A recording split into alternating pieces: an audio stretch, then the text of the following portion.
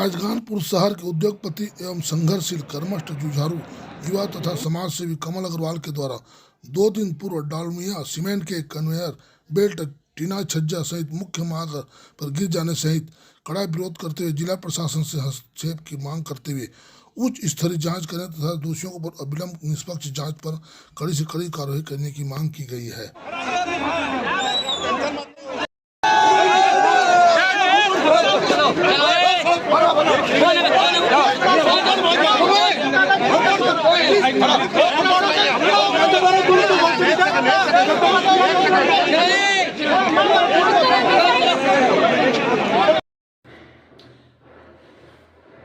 मतलब किसी भी तरह से कोई भी पार्किंग की सुविधा बिल्कुल नहीं है। रोड के ऊपर 4-4, 3-3 गाड़ियाँ खड़ी रहती है, मालवाहक गाड़ियाँ आती है और सीधे पार्किंग में न जा करके डायरेक्ट गेट में एंट्री देते हैं, जिससे कि यातायात में बहुत असुविधा होती है।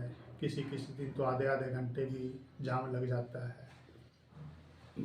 किसी दिन कंप्लेन करने से थोड़ा सा ठीक कर देते हैं, फिर थोड़ी देर के बाद फिर वही वैसे ही हो जाता है। ना प्रशासन सुनता है, कोई नहीं सुनता। तो मेरा जिलापाल महोदय से और विभागीय अधिकारियों से निवेदन है, कृपया अच्छे से इसकी जांच करें। जो भी इसमें दोषी पाया जाए उसके ऊपर कड़ी से कड़ी कार्रवाई हो, जो भी दंड का प्रावधान हो वह दंड मिले। और तीसरी हमारी सबसे बड़ी असुविधा ओसीएल से है, यह जो रेलवे फाटक है। एक रेलवे फाटक नहीं, 2 रेलवे फाटक ओसीएल के, एक मिलन टाकिज के पास में और एक हमारे नायर चौक के पास में। मैंने तो अपने जीवन में, जहाँ तक मेरे ध्यान में है, अपने जीवन में मैंने तो नहीं देखा है और मैंने नहीं सुना है कि इस तरह से 2-2, 3-3 रेलवे फाटक होते हुए किसी भी कारखाने के अंदर रेलवे लाइन जाती होगी। मैंने अपने जीवन में नहीं देखा होगा, मैं नहीं इसके ऊपर गारंटी दे सकता, लेकिन मैंने अपने जीवन में नहीं देखा है। तो मेरा निवेदन है राजगानपुर वासियों से। हमारी बात भी हुई थी इसके विषय में, एक कमेटी भी बनी थी, ओसीएल ने बनाया था, खुद गणेश जी कुटवार ने एक विजन लेकर के 2020-25 का। मैंने उसके ऊपर चर्चा भी की थी काफ़ी श्रीवास्तव जी से भी। तो उन्होंने कहा था कि 2024 तक हम किसी भी रूप में अंडरपास बनाएंगे और करेंगे, इंफ्रास्ट्रक्चर डेवलपमेंट करेंगे और करेंगे। राउरकेला चैम्बर ऑफ कॉमर्स की मीटिंग में भी हमने कहा था, उस समय ओसीएल में मीटिंग हुई थी। उसके बाद से कभी कोई उनका कोई रिप्लाई नहीं, कोई जवाब नहीं। कोई फ़ोन करने से कोई फ़ोन का भी जवाब वो कम देते हैं आजकल। उनको भी शहर से कोई लेना देना नहीं है। उसी आज जो CSR फंड है या जो भी फंड आता है, ये हमारे राजगानपुर वासियों के लिए खर्च होना चाहिए। कितना % वो लोग खर्च करते हैं, इसका एक पूरा बना करके डाटा राजगानपुर वासियों को देना चाहिए कि भाई ये हम शहर के ऊपर खर्च कर रहे हैं या हम हमारे माइंस एरिया में खर्च कर रहे हैं, कि जहाँ भी कर रहे हैं। इसका प्रत्येक वर्ष या मतलब 6 महीने में एक इसका डाटा हमारे शहर वासियों को जानकारी होनी चाहिए। और भी अनेक तरह की समस्याएं हैं हमारे, चलो छोटी मोटी समस्याएं तो कोई बात नहीं। वैसे हम भी यही चाहते हैं कि अच्छे से फैक्ट्री चले और शहरवासियों को इसका भरपूर फ़ायदा मिले, लोकल लोगों को रोज़गार मिले, यह भी हम चाहते हैं। और यह कार्य तो मैं फिर एक बार निवेदन करूंगा हमारे शहरवासियों से, यह जो मालवाहक जो ये बनाया था इन्होंने, ओवर हेड क्रेन समझ लो, उसको कुछ भी समझ लो, यह कन्वेयर नहीं बनने देना चाहिए। यही मेरा समस्त राजगानपुर वासियों से निवेदन। तो आप इसकी उच्च स्तरीय जांच कराने की मांग करते हैं? ऐसा है, इसको बहुत उच्च स्तरीय, क्या मतलब समझ लो, जुडिशियली जांच होना चाहिए अच्छे से। मेरे हिसाब से क्या होता है इसमें, चलो जैसा भी, जो भी विभागीय जांच हो, चाहे जैसी भी, इसकी अच्छे से जांच होनी चाहिए। और जो भी इसके अंदर में लिप्त हो जो भी इसके दोषी पाया जाए उसके ऊपर कड़ी से कड़ी कार्रवाई हो, जो कड़ा से कड़ा दंड का प्रावधान हो वो उनको मिले, यही हम चाहते हैं। धन्यवाद। भी करेंगे ना।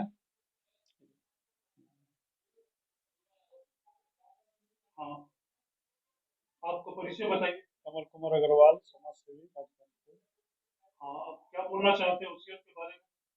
ये जो हमारे राजकानपुर में घटना घटी है, ओसीएल का जो कन्वेयर बेल्ट रॉ मटेरियल ले जाने के लिए लाइन 1 से लाइन 2 बनाया गया है, यह 2009 में बनाया गया था।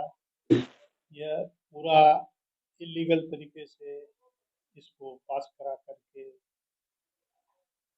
इसके अंदर काफ़ी कुछ अंदर की बातें हैं जो राजकानपुर की जनता को नहीं मालूम है। तो यह बहुत दुर्भाग्यपूर्ण घटना हुई है, इसके लिए हम बहुत दुख व्यक्त करते हैं कि चलो भगवान अच्छा किया कि किसी कोई हताहत नहीं हुई। ये हमारे राजकानपुर के लिए अच्छा विषय है। लेकिन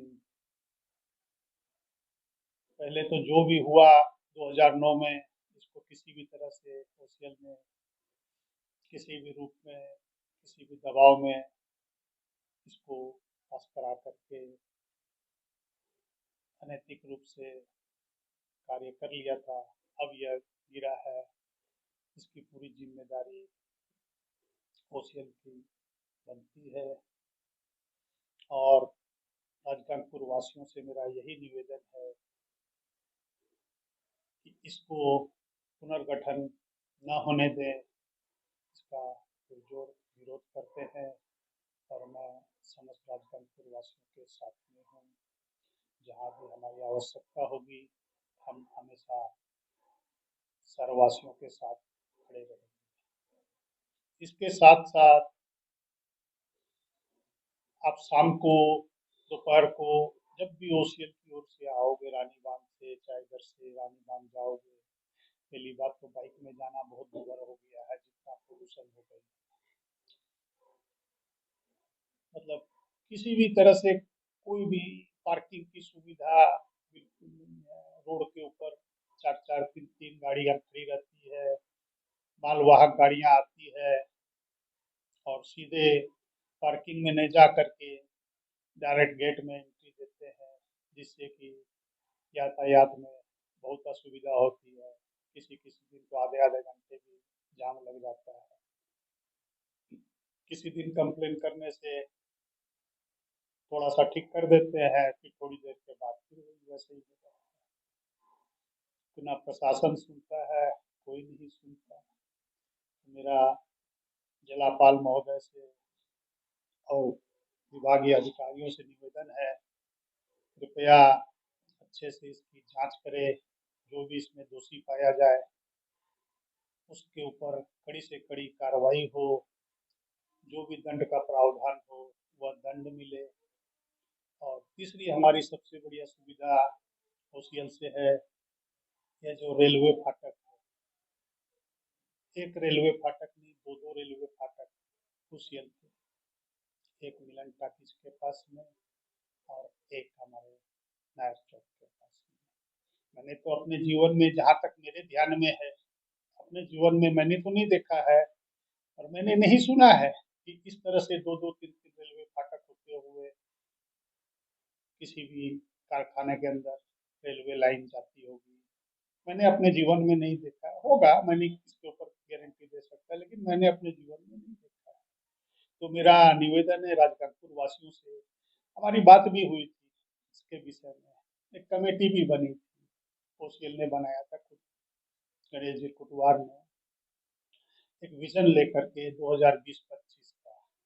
मैंने उसके ऊपर चर्चा भी की थी काफी श्रीवास्तव जी से भी। तो उन्होंने कहा था कि 2024 तक हम किसी भी रूप में अंडरपास बनाएंगे और करेंगे, इंफ्रास्ट्रक्चर डेवलपमेंट करेंगे और करेंगे। राउरकेला चैम्बर ऑफ कॉमर्स की मीटिंग में भी हमने कहा था, उस समय ओसीएल में मीटिंग हुई थी, उसके बाद से कभी कोई उनका कोई रिप्लाई नहीं, कोई जवाब नहीं। कोई फ़ोन करने से कोई फ़ोन का भी जवाब वो कम देते हैं आजकल। उनको भी शहर से कोई लेना-देना नहीं है। आज जो सीएसआर फंड है या जो भी फंड आता है, ये हमारे राजगांगपुर वासियों के लिए खर्च होना चाहिए। कितना परसेंट वो लोग खर्च करते हैं, इसका एक पूरा बना करके डाटा राजगांगपुर वासियों को देना चाहिए कि भई ये हम शहर के ऊपर खर्च कर रहे हैं या हम हमारे माइंस एरिया में खर्च कर रहे हैं, जहाँ भी कर रहे हैं। इसका प्रत्येक वर्ष या मतलब 6 महीने में एक इसका डाटा हमारे शहर वालों वासियों को जानकारी होनी चाहिए। और भी अनेक तरह की समस्याएँ हैं हमारे। चलो छोटी-मोटी समस्याएँ तो कोई बात नहीं।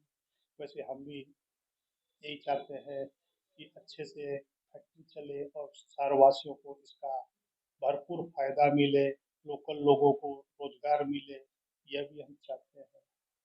और यह कार्य तो मैं फिर एक बार निवेदन करूँगा हमारे शहरवासियों से, यह जो माल वाहक जो एक बनाया था इन्होंने, ओवरहेड क्रेन समझ लो, उसको कुछ भी समझ लो, यह कन्वेयर नहीं बनने देना चाहिए।